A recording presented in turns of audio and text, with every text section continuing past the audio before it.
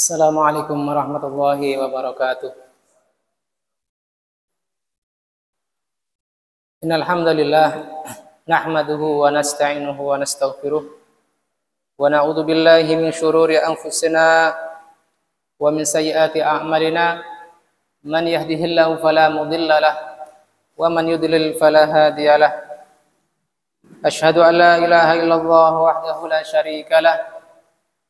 Asyhadu anna Muhammadan abduhu wa rasuluh. Ya ayyuhalladzina amanu taqullaha haqqa tuqatih wa la tamutunna illa wa antum muslimun. Ya ayyuhan nasu taqu rabbakumul ladzi khalaqakum min nafsin wahidah wa khalaqa minha zawjaha wa bassa minhuma rijalan katsiran wa nisaa'a wattaqullaha alladzi tasaaluna bihi wal arham. Innallaha kana 'alaikum raqiba. Ya ayyuhalladzina amanu taqullaha wa qulu qawlan sadida yuslih lakum a'malakum wa yaghfir lakum dhunubakum wa may yuti'illaha wa rasulahu faqad faza fawzan 'azima. Amma ba'd, fa inna astaqal hadithi kitabullah wa khairul hadyi hadyu Muhammadin sallallahu alaihi wasallam wa syarrul umuri muhdatsatuha fa inna kulla muhdatsatin bid'ah wa kulla bid'atin dhalalah wa kulla dhalalatin finnar. Jamaah Masjid Muhammad Ramadan, Bapak dan Ibu semua yang hadir di kesempatan yang berbahagia ini, alhamdulillah kita panjatkan puji syukur kepada Allah Subhanahu wa taala yang mana dalam suasana yang syahdu ini, suasana hujan, tidak menghalangi kita dari mendatangi tempat belajar. Yang mana kita harapkan dengan datangnya kita langsung ke tempat ini, kita termasuk dalam sabda Nabi sallallahu alaihi wasallam, "Wa majtama'a qaumun fi baitin min buyutillah yatluna kitaballah wa yatadarasuna bainahum illa nazalat alaihimus sakinah wa ghasyiyatuhumur rahmah wa hafathumul malaikah wa dzakarahumullahu fi man indah." Tidaklah suatu kaum di sini apabila digandengkan dengan perempuan maka kaum khusus untuk laki-laki. Tetapi apabila disebutkan umum tanpa penyebutan nisa maka mencakup pula kaum wanita. Tidaklah suatu kaum berkumpul di satu rumah di antara rumah-rumah Allah yang di dalamnya dibacakan ayat-ayat Allah, ayat Al-Quran, dan saling belajar di antara mereka, melainkan turun kepada mereka ketenangan. Kemudian diliputi oleh rahmat Allah Subhanahu wa taala serta diliputi oleh malaikat serta disebut-sebut nama kita oleh Allah Subhanahu wa taala di majelis para malaikat. Salawat dan salam semoga senantiasa tercurah kepada Nabi Muhammad sallallahu alaihi wasallam yang mana kita harapkan syafaat beliau kelak di yaumul qiyamah. Semua dari kita mengharapkan syafaat uzma beliau yang Allah izinkan untuk kita di yaumul qiyamah kelak. Pada malam hari ini ya, sebenarnya kita ingin melanjutkan di Kitabul Jami', ya. Babun Jami'. Tetapi ternyata setelah saya buka di kitab Umdatul Ahkam Kubra, ternyata Al-Imam Abdul Ghani Al-Maqdisi menyelipkan satu bab yang beliau beri judul bab ma yukrahu fi'luhu fis salati wa ma yubtiluha. Bab yang makruh dikerjakan ketika salat dan apa saja yang membatalkannya. Beliau membawakan kurang lebih ada 7 hadis ya.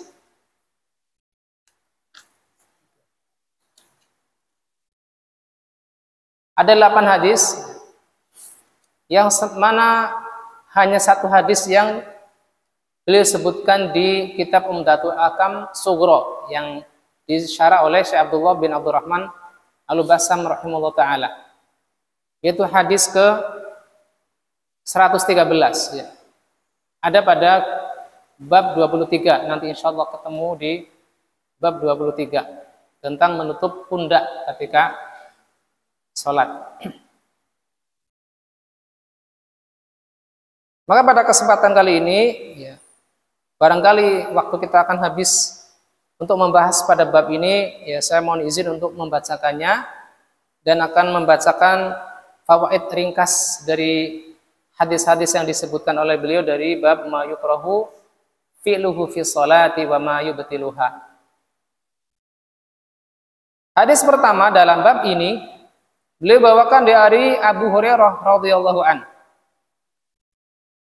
Beliau mengatakan, qala Rasulullah sallallahu alaihi wasallam, la yusalli ahadukum fi thawbil wahid laisa ala mankibihi minhu syai'. Hendaklah salah seorang di antara kalian tidak sholat dengan satu baju yang tidak menutupi pundaknya sesuatu pun. Hendaknya salah seorang di antara kalian tidak sholat dengan satu baju yang satu baju tersebut tidak menutupi pundaknya sedikit pun. Hadis ini muttafaqun alaih, yaitu diriwayatkan oleh Imam Bukhari dan Imam Muslim dari jalur Abu Hurairah. Maka perlu diperhatikan, ya, mungkin ini sedikit faidah ketika saya membaca awal kitab Riyadhus Shalihin. Faidah ini disebutkan oleh Syekh Salim bin Eid Al-Hilali hafizallahu taala, bahwa yang disebut muttafaqun alaih adalah apa yang diriwayatkan oleh Imam Bukhari dan Muslim dari jalur dan matan yang sama. Tapi apabila matanya sama tetapi jalurnya berbeda, maka tidak disebutkan oleh kebanyakan para perawi hadis dengan muttafaqun alaih. Misalkan satu jalur dari Jabir bin Abdullah, jalur yang lain dari Anas bin Malik. Walaupun matanya sama, isi redaksi hadisnya sama, maka tidak disebut muttafaqun alaih. Faidah hadis pertama ini, yang pertama adalah jawazus sholati fi thawbil wahid idza satarama yajibu satruhu. Bolehnya sholat dengan menggunakan satu baju bila menutup apa yang wajib untuk ditutup. Misalkan tadi pundak hendaknya bisa tertutup dengan satu baju tersebut. Misalkan kita menggunakan gamis panjang seperti ini, jubah, ya. Bila dalamannya tidak ada, tidak menggunakan celana mungkin atau sarung, maka tidak mengapa. Dengan catatan, dengan satu baju tersebut bisa menutup pundak kita. Ini faidah pertama. Yang kedua, jawazus sholati fi saubaini ahaduhuma yasturu a'lal jism wal ukhra yasturu asfalahu. Boleh sholat dengan menggunakan dua kain, yang mana hal ini biasa dilakukan oleh Rasulullah SAW, yaitu kain sarung dan rida ataupun selendang. Ya, seperti orang menggunakan kain ihram, yang satu digunakan untuk menutup bagian bawah untuk bersarung, dan yang satu kain lagi untuk menutup pundak. Jangan dibayangkan dua kain ini seperti yang kita pakai hari ini, sarung atasannya kemeja, bukan. Ya. Walaupun itu tentunya lebih menutupi. Dan ini tentunya lebih menutupi. Faidah ketiga, an-nahyu 'anis sholati biduni satril atiq. Larangan dari salat tanpa menutup pundak, ya, tanpa menutup pundak. Hal ini sebagaimana dikatakan oleh Syekhul Islam Ibnu Taimiyah, satrul atiq lahiqus shalah fayajuzu lahu kashfu mankibaihi kharijas shalah. Bahwasanya menutup pundak adalah hal yang selayaknya dilakukan ketika sholat. Boleh kedua pundak tersebut atau salah satunya dibuka ketika di luar sholat. Fahina hidin faqad yasturul musalli fi sholati ma yajuzu ibda'uhu fi ghairi sholat. Saat itu orang yang sholat hendaknya menutup, ya, apa yang boleh dibuka ketika di luar sholat. Ini kata beliau, nanti akan kita jumpai di bab 23.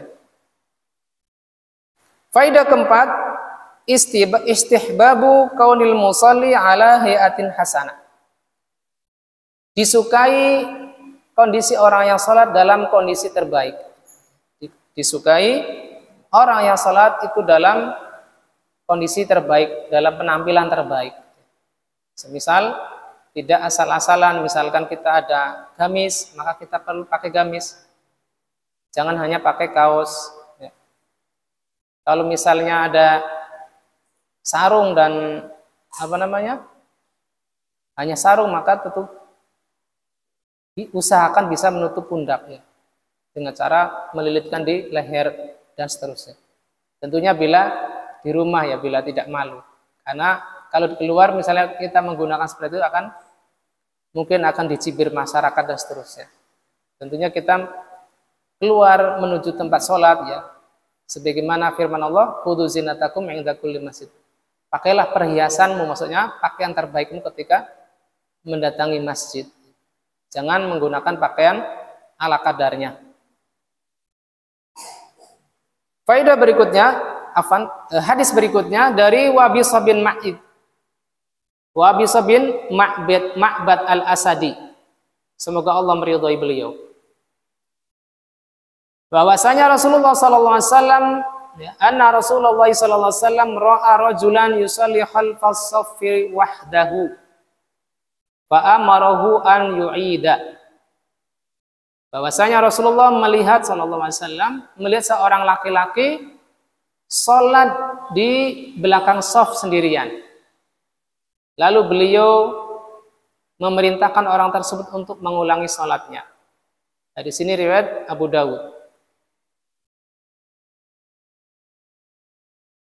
Hadis riwayat Abu Dawud dan derajatnya sahih.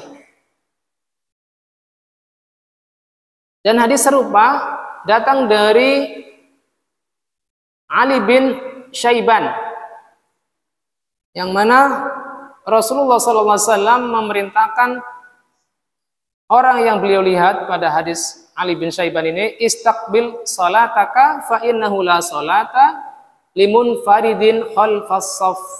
Hadis ini juga diriwayatkan oleh Abu Dawud dan derajatnya hasan.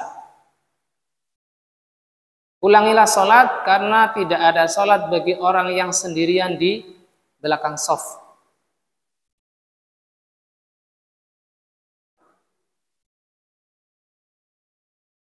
Sebelum saya masuk ke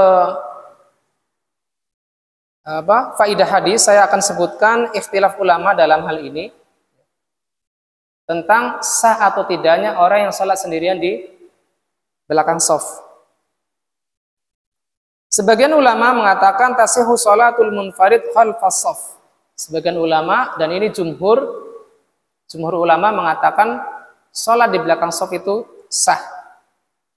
Li udrin wa li ghairi udrin, baik karena udzur, misalkan shaf di depannya sudah penuh, atau tidak ada udzur, ya shaf di depannya masih renggang, masih bisa dimasuki lagi. Lakina saraha ba'dhum bi karahati dzalika li ghairi udrin. Tetapi pendapat pertama ini yang menyatakan sah, bahwasanya orang yang salat tanpa udzur itu makruh. Salat yang dia salat sendirian dalam keadaan dia masih mampu untuk maju memenuhi shaf di depannya, itu adalah makruh apabila dia menyengaja salat di belakang sendirian. Di antara yang berpendapat ini adalah Malik, Imam Syafi'i dan Abu Hanifah. Adapun ulama lain yang hal ini dari kalangan para imam madzhab dipimpin oleh Imam Ahmad, inna salatal munfarid khalfas shaf la tasih. Salat di belakang shaf sendirian tidak sah. Dan ini yang masyhur ya, yang terkenal dari murid-murid beliau. Wa anhu riwayatun saniyah tasihu wifaqan lil a'immati salasa. Dan beliau juga memiliki pendapat lain yang mengatakan sah orang yang salat di belakang shaf sendirian. Tetapi yang terkenal adalah pendapat beliau yang menyatakan tidak sah. Qadarullah. Tes.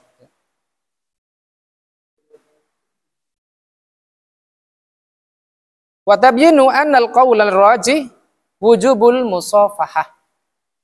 Dan yang jelas ya, dari dua pendapat ini adalah pendapat yang menyatakan wajib untuk diulang kembali bila memang tidak ada udzur. Kelihatan nggak, Mas? Kelihatan. Tapi suaranya masih tetap ya, bisa. Baik. Wa anna man shalla wahdahu khalfas safi fa salatuhu batilah. Ini menurut pendapat kedua, bahwasanya orang yang sholat sendirian di belakang shaf maka sholatnya batal. Karena tadi disebutkan Rasulullah SAW memerintahkan orang yang sholat di belakang tersebut untuk mengulangi sholatnya. Wa alaihi an yu'idaha litarkihi wajibil musafahah. Ya, karena dia meninggalkan apa yang wajib untuk memenuhi shaf, maka dia mengulanginya. Ya. Walakin hada al-wajib ka ghairihi minal wajibat. Akan tetapi hal ini adalah sebagaimana kewajiban-kewajiban lain yaskutu bifawati mahalihi, bisa gugur kewajiban ini apabila kondisinya memang ada udzur. Au bil ajzi anhu ajzan syar'iyyan, ya. Atau orang yang salat di belakang itu tidak mampu karena apa? Tidak mampu secara syariat.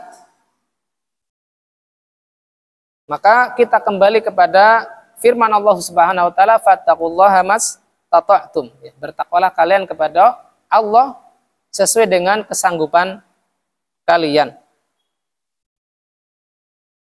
Dan sabda Nabi sallallahu alaihi wasallam, "Idza amartukum bi amrin fa'tu minhu mastata'tum." Apabila aku perintahkan kalian dengan suatu perintah, maka datangilah sesuai dengan kemampuan kalian. Di sini riwayat Al-Bukhari dan Muslim. Fayajibu an yakuna fis saffi haitsu wajada makanan fihi. Dia harus maju apabila memang shaf di depannya masih ada ruang untuk dia masuki. Kok silo ya jadinya? Ya, sekarang. Fa illam yajid makanan saqata anhu hadzal wajib. Apabila memang shaf di depannya tidak ada lagi yang bisa dia masuki, maka kewajiban ini pun gugur. Wa kadzalika illam yakun lahu makana syar'an fa innahu yasqutu anhu wajib. Begitu pula memang tidak ada yang mungkin dia kerjakan bila memang tidak ada hal yang bisa dia masuki dari shaf depannya. Ada dua kondisi ya. Semisal shaf di depannya masih kosong, tetapi yang datang itu adalah jamaah wanita, maka ini tidak memungkinkan dia masuk shaf. Secara syar'i dia wajib memisahkan diri dari shaf para muslimin ya, para kaum laki-laki, maka dia secara syar'i tetap di belakang walaupun sendirian.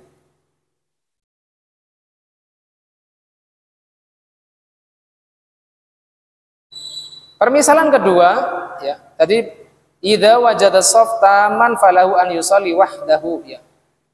Kondisi pertama, makmum yang datang tersebut adalah laki-laki. Tetapi ketika dia ingin masuk shaf, ternyata apa? Shafnya sudah penuh. Maka tidak mengapa dia sholat di belakang karena apa? Ajiz, ya, berat untuk masuk ke shaf berikutnya. Maka akan berdesak-desakan sehingga akan memberatkan diri. Ini yang pertama. Kondisi kedua adalah apabila yang mau masuk ke dalam shaf itu adalah perempuan, fa innaha tusalli wahdaha khalfas shaf, maka dia salat sendirian di belakang. Kama sabatat bihi sunnah, sebagaimana hal ini ditetapkan dalam sunnah.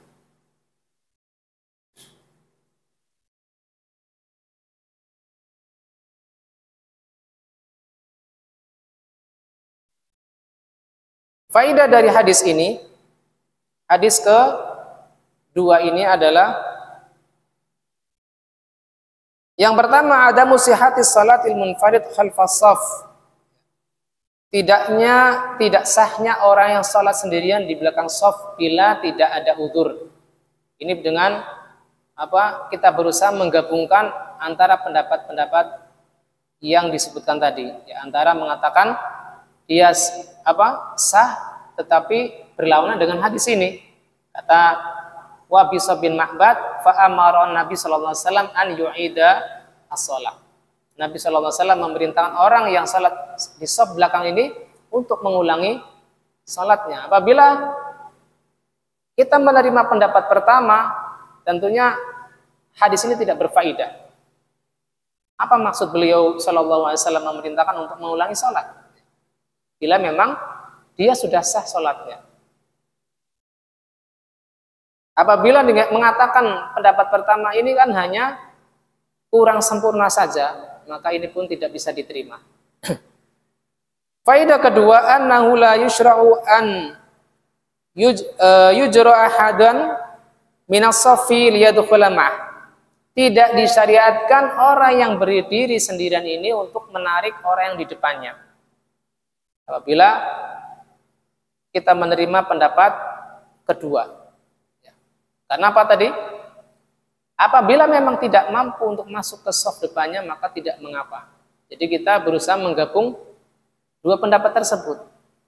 Tidak semata-mata kita terima pendapat kedua lalu memberatkan diri sehingga dia harus menarik orang yang ada di shaf depannya untuk berdua dia menemani dia. Maka ini pun tidak selayaknya. Walau kana masyru'an la bayyana lahu dzalika alaihi salatu wassalam. Apabila ini disyariatkan, tentu Nabi akan menjelaskan solusinya, bukan hanya menyuruh untuk mengulangi salat bagi orang tersebut. Wa amma hadisut Talaq Ibnu Ali radhiyallahu an, ala dakhalta ma'hum au ijtararta rajulan. Apakah engkau tidak masuk bersama mereka, masuk ke dalam shaf di depanmu, atau engkau menarik seorang laki-laki? Maka hadis ini adalah didhaifkan oleh jamaah ulama, ya. Faqad dha'afahu jam'un minal ulama'i rahimahumullah. Maka hadis ini tidak menguatkan pendapat kedua. Karena apa? Derajatnya lemah. Jadi tidak disyariatkan agar kita menarik teman apabila kita memang tidak mampu masuk ke shaf yang sudah rapat di depannya. Faidah ketiga, isyaratun ilal hikmah min ijabi salatil jamaah.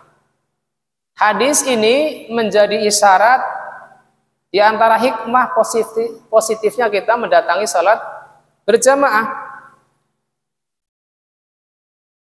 Ia anan nasa yakunu mutasaffina ba'dhum ila jambi ba'din hatta yash'uru bil wahdatil wal ulfah.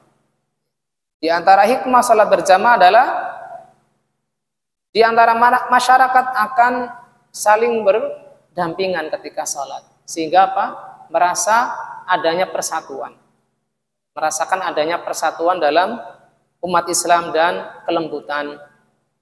Apabila kita salat bersendirian di rumah, setiap kali ada adzan tanpa ada udzur, entah itu karena hujan atau karena ada angin topan dan seterusnya, maka kita tidak merasakan adanya kekuatan dan persatuan umat Islam. Ya. Wong datang ke salat jamaah saja apabila dia bersendirian menyengaja, maka diperintahkan oleh Nabi Shallallahu Alaihi Wasallam untuk mengulangnya.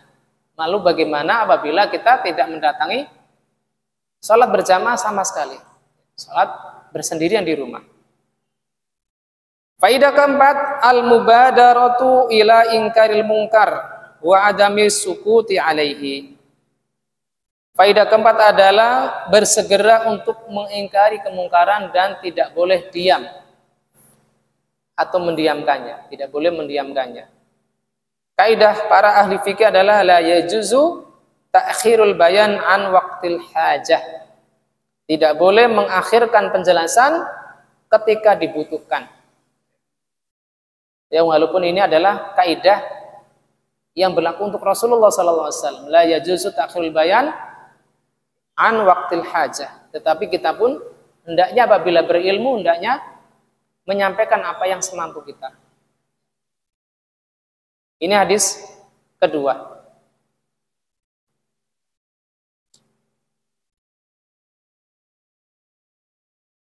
Kemudian kita masuk ke hadis ketiga. Qala al-Imam Abdul Ghani Al-Maqdisi rahimahullah taala anil Hasan al-Basri rahimahullah taala ana Abu Bakrah jaa wa Rasulullah sallallahu alaihi wasallam raqi. Dari Al-Hasan Al-Basri, semoga Allah merahmatinya, bahwasanya Abu Bakrah datang menuju salat sedangkan Rasulullah sallallahu alaihi wasallam dalam keadaan rukuk. Faraka'a duna safi summa masya ila saf. Maka Abu Bakrah pun ruku dalam keadaan beliau belum masuk ke dalam saf, ya, masih di belakang. Lalu sambil ruku beliau berjalan masuk ke dalam saf. Falamma qada an-nabiyyu sallallahu alaihi wasallam salatahu. Tatkala Rasulullah sallallahu alaihi wasallam menyelesaikan salatnya, qala ayyukumul ladzi raka'a duna saf. Siapa di antara kalian yang ruku sebelum masuk shaf? Summa masya ila shaf, lalu dia berjalan menuju shaf. Faqala Abu Bakrah ana. Maka Abu Bakrah menjawab, saya. Faqala Nabi sallallahu alaihi wasallam, zadaqallahu hirsan wala ta'ud. Semoga Allah menambahkanmu semangat, ya, dan jangan diulangi. Dan jangan diulangi. Hadis ini riwayat Al-Bukhari dan Abu Dawud. Hadis ini menjadi dalil. Hadis ini menjadi dalil bagi orang yang menyatakan sholat di belakang sendirian itu sah. Karena apa tadi? Abu Bakrah memulai sholatnya dalam keadaan belum memasuki shaf. Maka kita jawab bahwasanya Abu Bakrah sholat di belakang shaf sendirian itu dalam waktu yang sebentar. Karena beliau langsung menuju ke shaf di depannya, tidak tetap bersendiri sampai menyelesaikan sholatnya.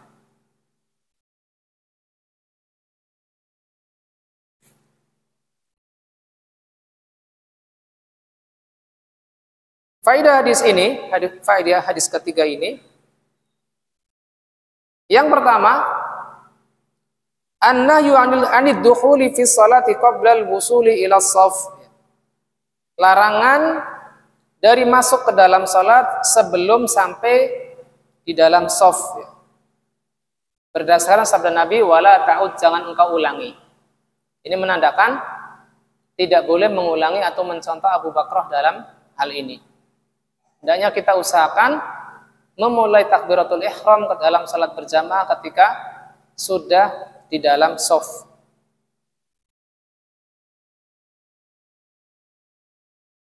Faedah kedua, an-nahyu 'anid dukhuli fi sholati qabla sama ya tadi. Oh, afan. Ini saya baca yang nomor 2 berarti. Berarti nomor 1 tak bacain lagi. Ana man adrakal imama raki'an faraka'a duna safi tsumma dakhala fihi aw waqafa ma'hu faqad adraka ar-rak'ah. Siapa yang mendapati imam, ini bisa dengan tulis di faedah kedua. Siapa yang mendapati imam dalam keadaan ruku, faraka'a duna shaf, lalu dia ruku sebelum masuk shaf, lalu segera masuk ke dalam shaf, aw waqafa ma'ahu, ataupun dia mendapati imam belum ruku, ya, dan berdiri bersama imam walaupun tidak membaca Al-Fatihah, maka dia sudah mendapatkan 1 rakaat. Karena apabila keadaannya kita tidak mendapatkan 1 rakaat dengan alasan tidak membaca Al-Fatihah, maka Rasulullah SAW tentu akan memerintahkan Abu Bakrah untuk menambah 1 rakaat kembali. Ini alasannya. Faedah ketiga, nahyun Nabi sallallahu alaihi wasallam Abu Bakrata 'anil isra'if ila shalah. Larangan Nabi sallallahu alaihi wasallam kepada Abu Bakrah untuk terburu-buru masuk ke dalam sholat. Ini larangan terburu-buru. Ya. Apapun yang kita dapati dari imam maka ikutilah, dan apa yang terluput maka sempurnakanlah setelah imam salam. Wa ma'afatum fa'atimmu, ya. Wala yahillu biha, ya. Wala yukhillu biha liqauli summa masya ila shaf. Ini tidak boleh bagi kita untuk terburu-buru bergabung di dalam sholat sehingga terpaksa ruku sebelum sempurna di dalam shaf. Faedah keempat, annal masyal yasir fi sholati li maslahatiha la yadurru shalah. Sedikit berjalan di dalam salat untuk kemaslahatan salat maka tidak membatalkan salat.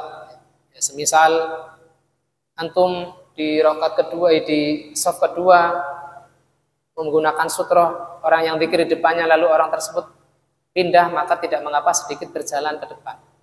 Tetapi apabila jalannya terlalu jauh maka tidak selayaknya dilakukannya. Misal antum berdiri di barisan keempat di belakang, ada orang yang dzikir di barisan ketiga. Ketika orang tersebut pindah maka tidak sepatutnya berjalan menuju ke barisan pertama karena terlalu banyak bergerak. Karena disebut ini di sini adalah al-masyul yasir, itu sedikit berjalan, tidak banyak berjalan, ya mungkin 1 langkah 2 langkah. Wala yakhillu biha, ya, dia tidak pula membatalkannya, tidak mengurangi kesempurnaannya. Ini faedah keempat.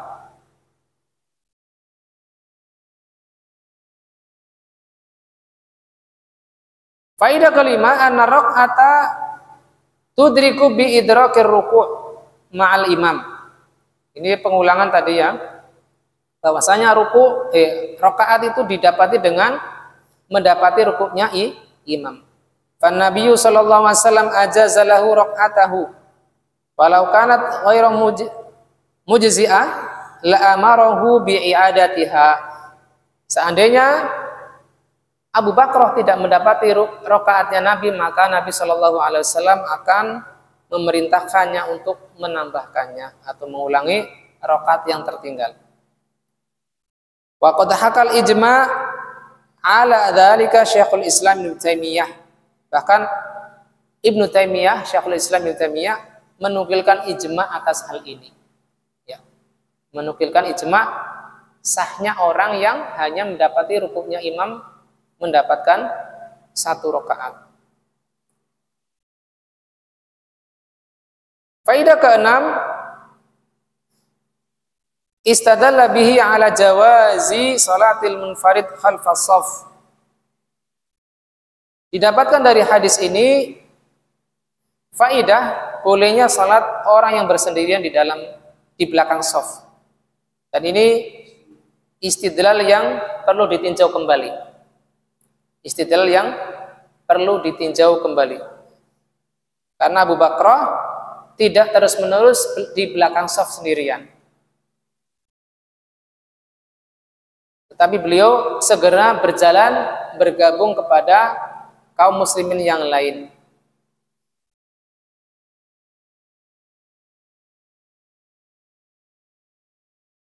Baik. Adapun kasus kita mendapatkan rukuknya imam, maka kita harus memastikan bahwasanya kita tidak sedang bergerak ke rukuk, ternyata imam sudah tasmi' ya, sami Allahu liman hamidah. Ini tentunya tidak mendapatkan. Tetapi kita pastikan ketika kita ruku, imam masih dalam bacaannya. Apabila kita ragu, maka kita tentunya menambah 1 rakaat. Tetapi apabila kita memastikan imamnya masih dalam kondisi ruku, maka kita pastikan kita mendapatkan rukuknya imam.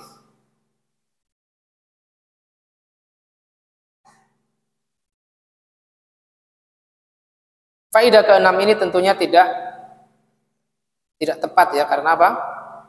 Bahwasanya bolehnya sholat di belakang shaf sendirian adalah tadi ada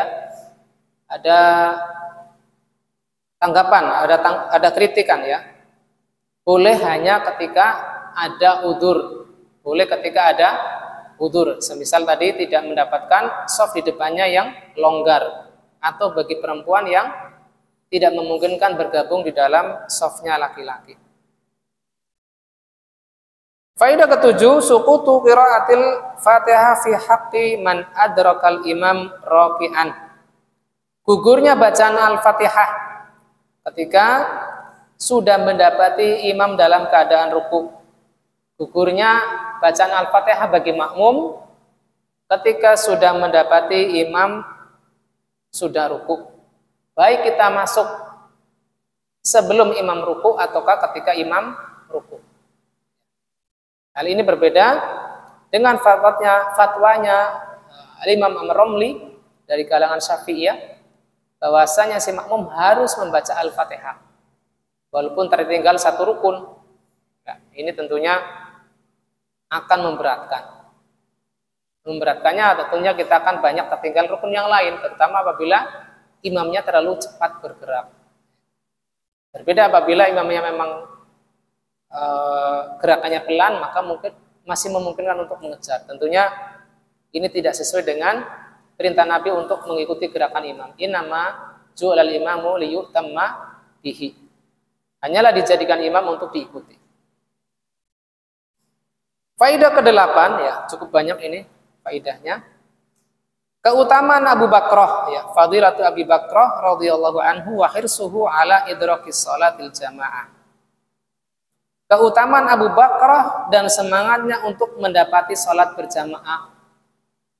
Ya, dengan mengetahui keutamaan ini tentunya kita hendaknya meneladani semangat beliau, bukan meneladani terlambatnya, bukan.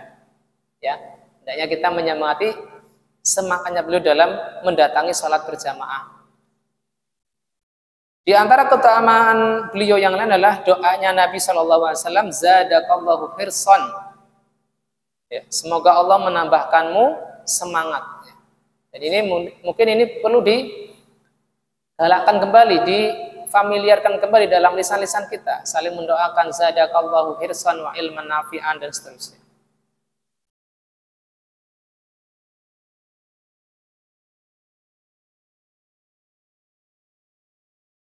Faidah ke-9, husnu khuluqin Nabi sallallahu alaihi wasallam haitsu lam yu'nifu Abu Bakrah radhiyallahu anhu bal 'allamahu ma yajhalhu birifqin.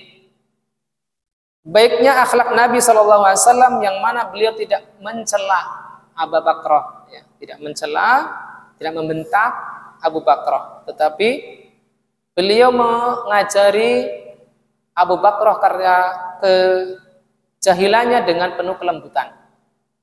Maka ini pula yang hendaknya kita teladani dari Nabi Shallallahu Alaihi Wasallam. Apabila kita sudah terpancing marah, hendaknya kita menahan diri, jangan sampai mengeluarkan kata-kata yang suatu saat kita menyesal dari ucapan-ucapan kita dalam keadaan marah tersebut. Ya. Ini diantara tipsnya. Apabila memang kita terpancing marah, hendaknya kita meredakannya. Kita hanyalah berbicara ketika emosi kita sudah stabil. Yang ke-10, ana man irtakaba mahdzuran jahilan fa innahu la isma alaihi. Ya, orang yang terjatuh kepada kesalahan, dia tidak berdosa bila memang belum tahu. Orang yang jatuh kepada perkara yang haram dengan sebab jahil, dengan sebab tidak tahu, maka tidak ada dosa baginya. Lakin yu'allamu kama fa'alan Nabi sallallahu alaihi wasallam. Akan tetapi hendaknya diajari sebagaimana perilaku Rasulullah sallallahu alaihi wasallam. Jangan kita diamkan ya. Jangan sampai kita diamkan karena alasan tidak dosa, maka kita diamkan. Hatta kepada anak-anak kita berusaha memberitahu mereka, misalnya banyak anak-anak yang ketika sholat berbicara, maka kita tegur setelah selesai sholat. Bila mengulangi lagi ya diulang lagi. Kita hendaknya tidak jemu dari mengingatkan mereka dari kesalahan-kesalahan mereka. Yang ke-11, al-mustahabbud dukhuli fi sholati ma'al imami ala ayati halin wajadahu 'alaiha. Disukai untuk masuk ke dalam salat mengikuti apapun yang didapati dari imam, ya. Jangan sampai menjadi muakhara. Ketika kita mendapati imam dalam keadaan ruku dengan alasan kita belum membaca Al-Fatihah, maka kita berdiri terus, tidak. Apapun gerakan imam ketika kita dapati masuk dalam salat, maka kita ikuti. Walaupun dengan konsekuensi kita tertinggal satu rakaat. Jangan sampai kita memaksakan diri. Sawa'un kana raki'an aw sajidan wala yantadhiru hatta yastaqimu qa'iman, dan jangan menunggu imam berdiri kembali. Bila kita mendapati imam dalam keadaan rukuk, maka kita ikut takbiratul ihram, lalu kita takbir intiqal dan rukuk. Bila kita mendapati imam dalam keadaan sujud, maka kita takbiratul ihram, lalu kita takbir intiqal dan kita sujud. Jangan sampai menunggu imam berdiri kembali. Iya, kalau masih di rakaat pertama. Bagaimana kalau imamnya ternyata di rakaat terakhir? Maka ketika menunggu sampai imam berdiri ternyata tidak berdiri kembali, maka kita terluput dari pahala yang banyak. Dan faidah terakhir dari hadis ini adalah al-mubadaratu fi ingkaril munkar. Ini adalah sebagaimana tadi sudah dijelaskan.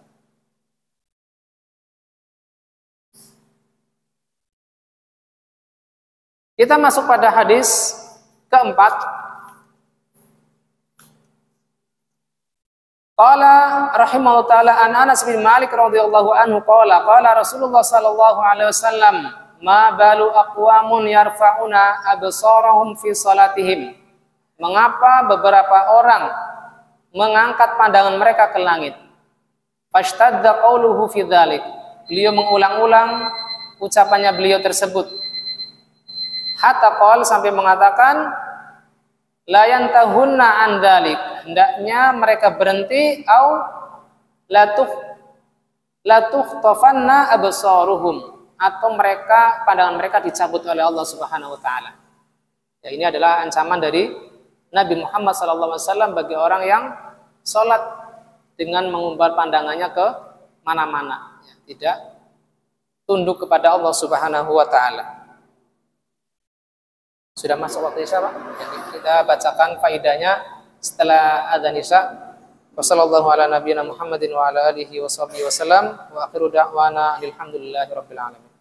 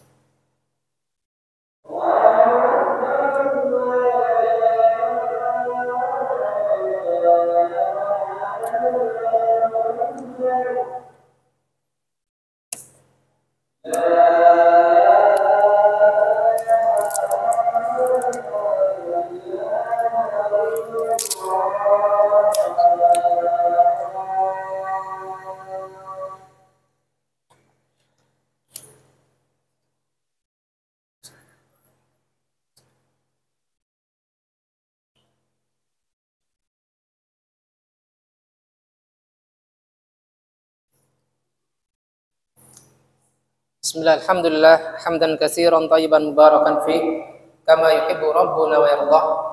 Asyhadu an la ilaha illallah wahdahu la syarika lah wa asyhadu anna Muhammadan abduhu wa rasuluhu amma ba'd.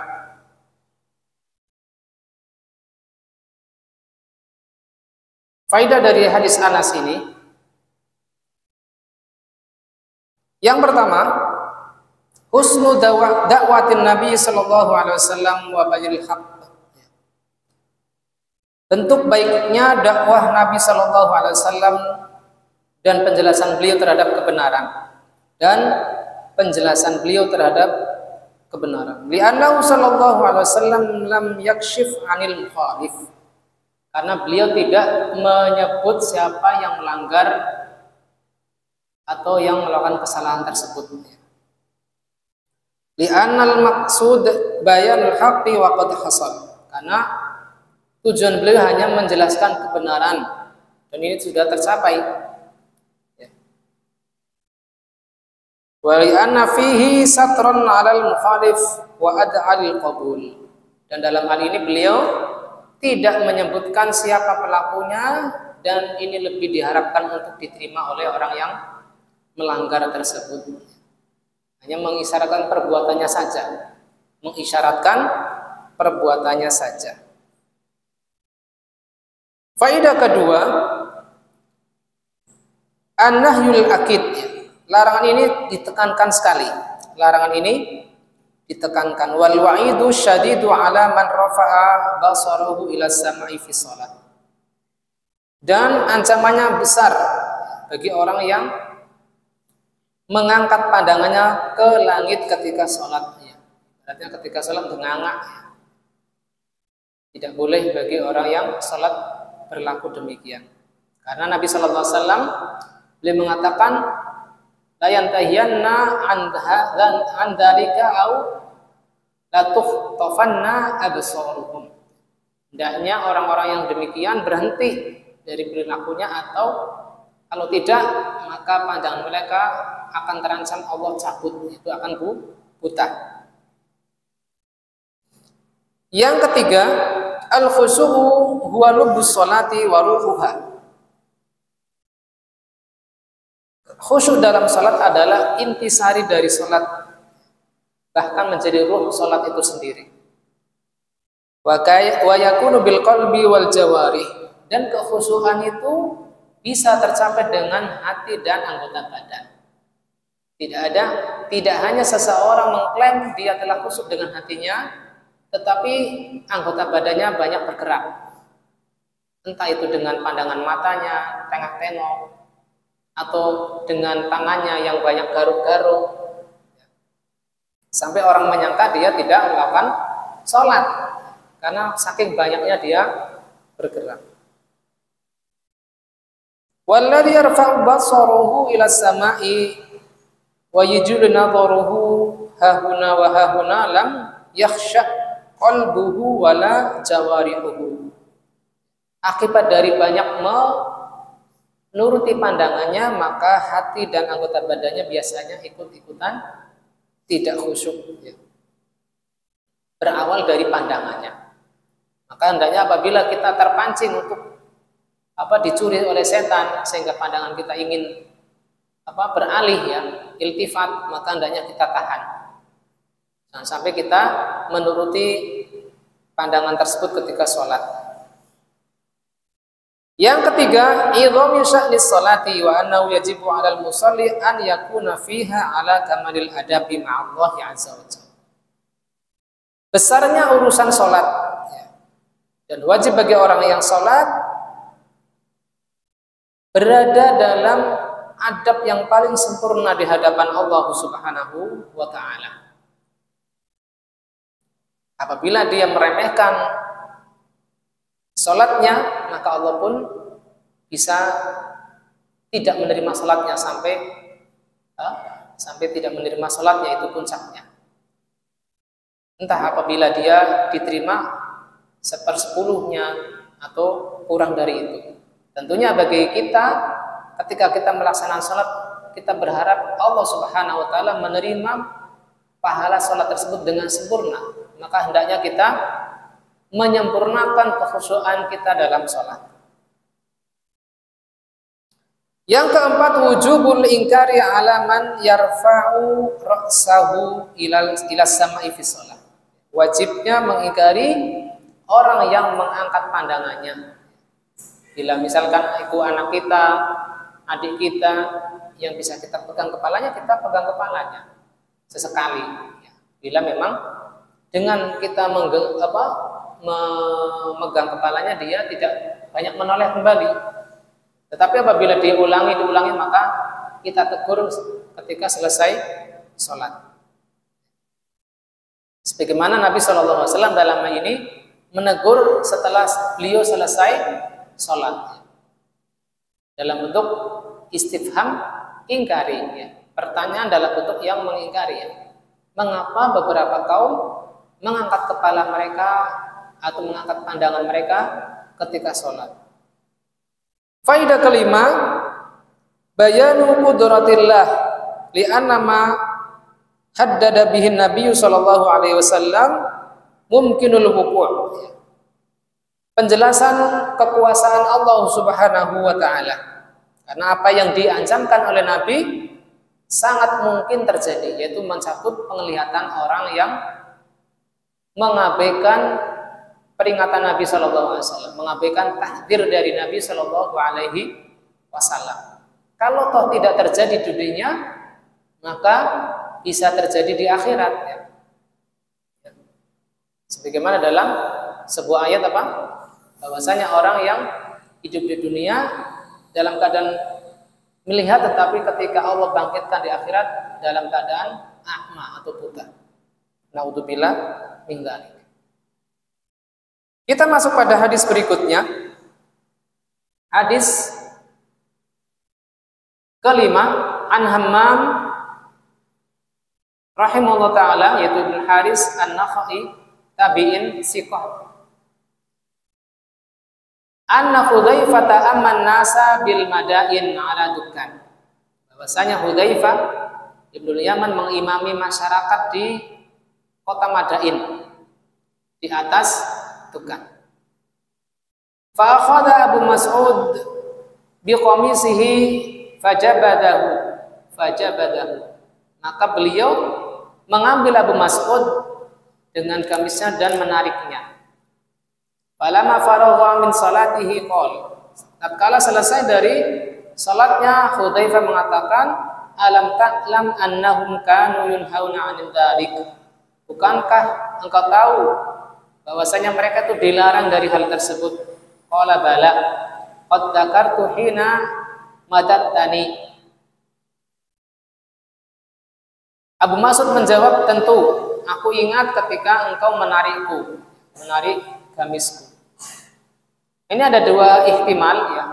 Hadis ini riwayat Abu Dawud dan sahih, isnadnya sahih. Ihtimal ini akan diperkuat oleh hadis berikutnya. Ihtimal pertama yaitu larangan imam itu berada di tempat yang lebih tinggi dari makmum. Ya, ketika dalam hal ini Abu Mas'ud sholat di bawahnya Abu Hudzaifah. Berarti Hudzaifah sholat berada di tempat yang tinggi, yaitu bukan itu bukan toko ya. Sebagaimana kita belajar Durusulugo. Di sini disebutkan dukan al-makal murtafi al-mu'iddalil julus alaihi. Tempat yang tinggi yang dipakai untuk duduk di atasnya, ya, semisal dipan mungkin ya. Maka ketika ada Abu Mas'ud sholat bermakmum kepada Hudzaifah, tetapi di tempat yang lebih rendah, maka Hudzaifah menarik Abu Mas'ud untuk ikutan naik. Kemungkinan kedua adalah tidak boleh mengangkat kain. Ketika kita hendak sujud, tidak boleh kita mengangkat kain kita ya, dengan anggapan akan isbal. Padahal ketika kita berdiri kainnya sudah tidak isbal. Maka mau tidak mau ketika kita sujud ya kainnya tetap sebagainya menutup mata kaki kita. Ini ada ihtimal kedua. Hadis berikutnya ya masih berkaitan dengan bab ini. Qala al-mu'allif rahimahullah ta'ala wa an Adi ibn Sabit al-Ansari. Dari Adi bin Sabit Al-Ansari annahu kana ma'a Ammar bin Yasir, bahwasanya beliau bersama Ammar bin Yasir bil Madain, dari satu kota tadi yang disebutkan Madain. Madain di sini yaitu jamak dari Madinah. Sumyat bidzalika li'annaha aidatu mudun. Madain adalah jamak dari Madinah atau kota-kota.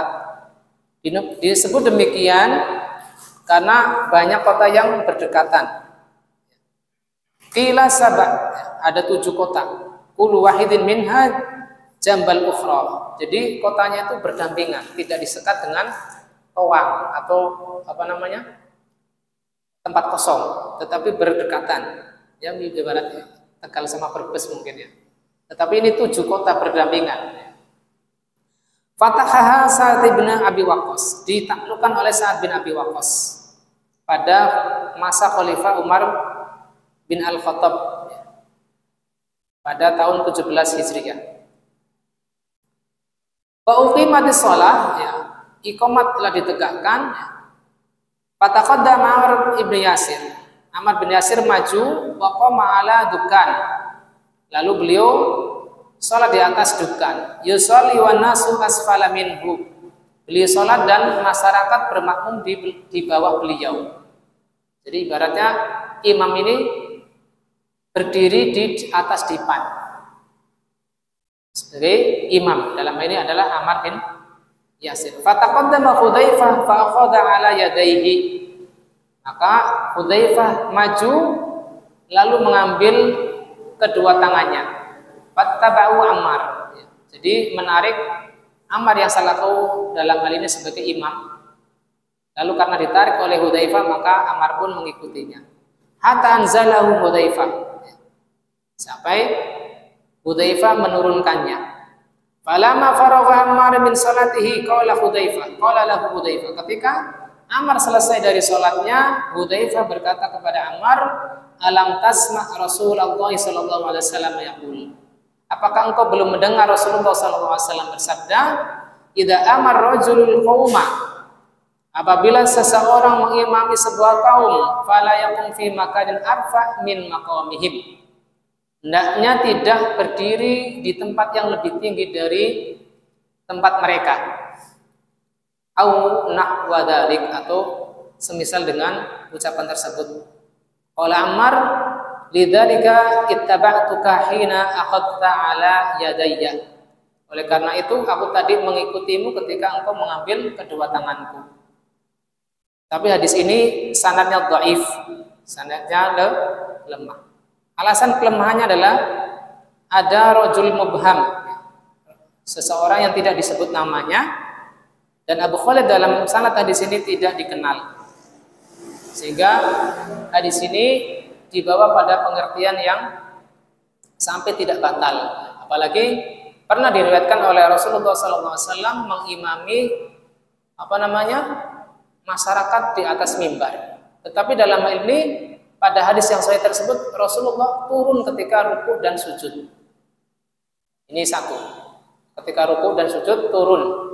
Dan yang kedua adalah dilakukan ketika mengajari masyarakat yang belum bisa sholat sama sekali. Apabila kondisinya masyarakat sudah paham terhadap gerakan sholat, maka hal ini tidak boleh dilakukan. Dan dalam kitab Tahqiqur Raghabat bi Hambalati Manhajis Salikin disebutkan bahwasanya hal ini termasuk hal yang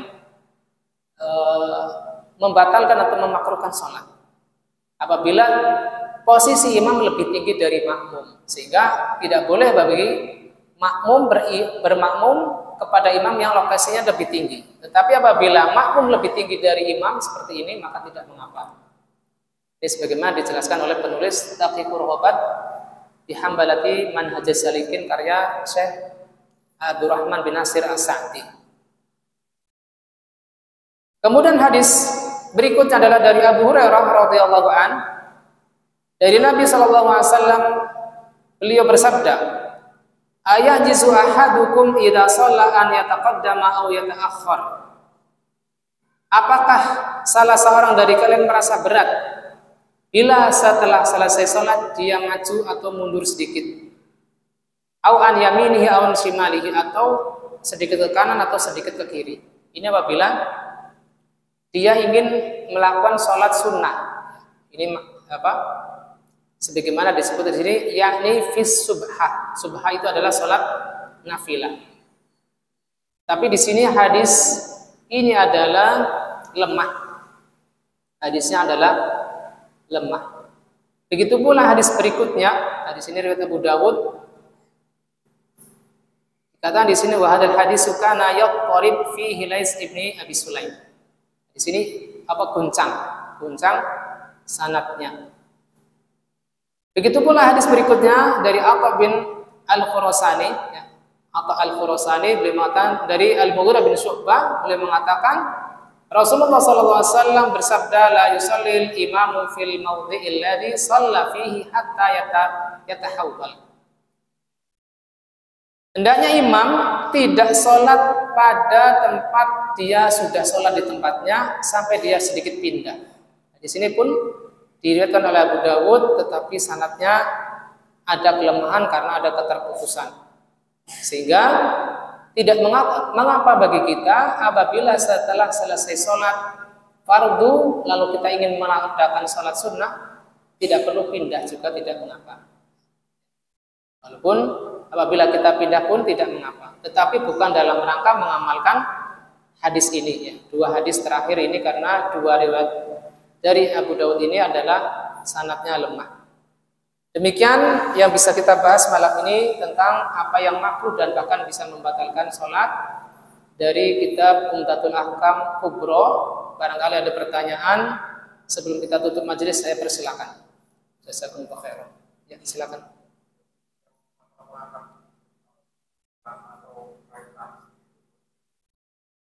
Ya, penjelasan itu ada ihtimal. Ya, saya ada pernah lihat video di YouTube penjelasannya dengan menggunakan hadis ini. Tetapi ternyata Al-Imam Abdul Ghani membawa hadis ini, ya, untuk menarik kain itu adalah dibawa pada pengertian tidak boleh seorang imam mengimami makmum dengan posisi yang lebih tinggi. Adapun tadi ihtimal yang kedua yaitu kita sholat tidak boleh menarik kain adalah ketika hendak turun sujud. Tapi ini adalah ihtimal yang cukup lemah. Karena apa? Apabila kita sujud tentunya mau tidak mau kain kita kan mungkin jatuh menutupi mata kaki kita. Sehingga apabila kita menggunakan sarung ataupun jubah yang hampir mendekati mata kaki, maka tidak mengapa kita sholat atau sujud dalam keadaan gamis atau sarungnya menutupi mata kaki. Karena dihitung isbalnya itu ketika berdiri. Wallahu ta'ala. Jelas ya Pak?